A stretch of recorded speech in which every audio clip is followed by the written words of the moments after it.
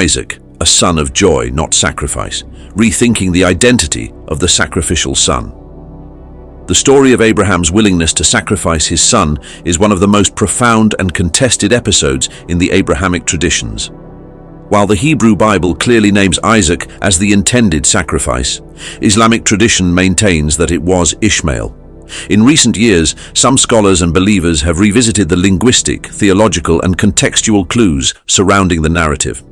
A compelling argument centers around the meaning and role of Isaac's name, suggesting that Isaac's very identity may indicate he was never meant to be the sacrificial son. The meaning of Isaac's name. The name Isaac, Hebrew Yitzḥaq, meaning he will laugh or laughter, is deeply tied to the emotional response of Abraham and Sarah upon hearing the divine promise that they would have a child in their old age. Genesis 17 verse 17, Genesis 18 verse 12.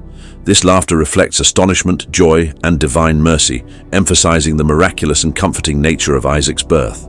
The child represents the culmination of a divine promise and the joy of old age, rather than a figure marked for trial and sacrifice.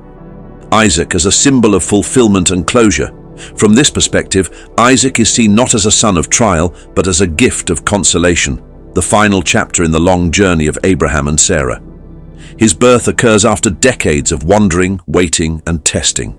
His role in the narrative is one of continuation, legacy, and divine reward, not intense sacrifice. The biblical text even notes that Abraham was 100 years old and Sarah 90 when Isaac was born, a clear emphasis on grace and joy rather than hardship and testing.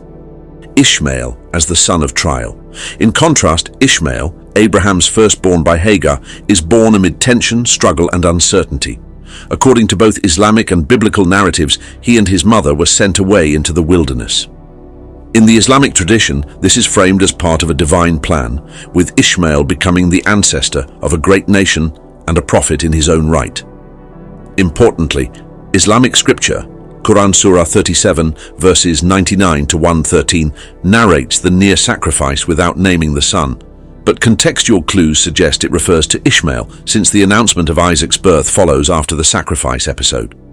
Linguistic and narrative inference. The sequence of events in the Quran is particularly telling. So we gave him the good news of a forbearing son.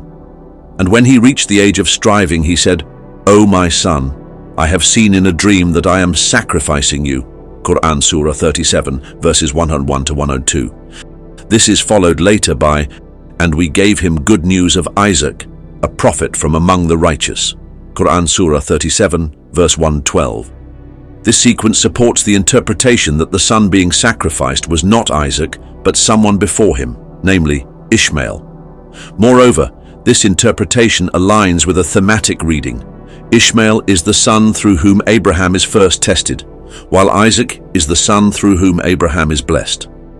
Pre-Islamic Arab tradition. Arab oral traditions preceding Islam also reflect the belief that Ishmael was the son nearly sacrificed. This belief was deeply rooted in the collective memory of the Arab people and manifested in religious rituals such as Eid al-Adha and the Sa'i, the reenactment of Hagar's search for water. These practices are tied to Ishmael, not Isaac, further reinforcing his role as the son of trial. Conclusion. While the biblical tradition names Isaac as the sacrificial son, both linguistic and theological reflections open space for rethinking this assumption. The joyful connotation of Isaac's name, the sequence of Quranic verses, and long-standing Arab traditions all support the idea that Isaac was not the son marked for sacrifice, but rather a son of comfort and reward. In contrast, Ishmael bears the marks of trial, testing, and divine submission, characteristics that align more directly with the sacrificial narrative. This perspective invites a deeper, more nuanced understanding of Abraham's legacy and the roles of his two sons in the shared heritage of monotheism.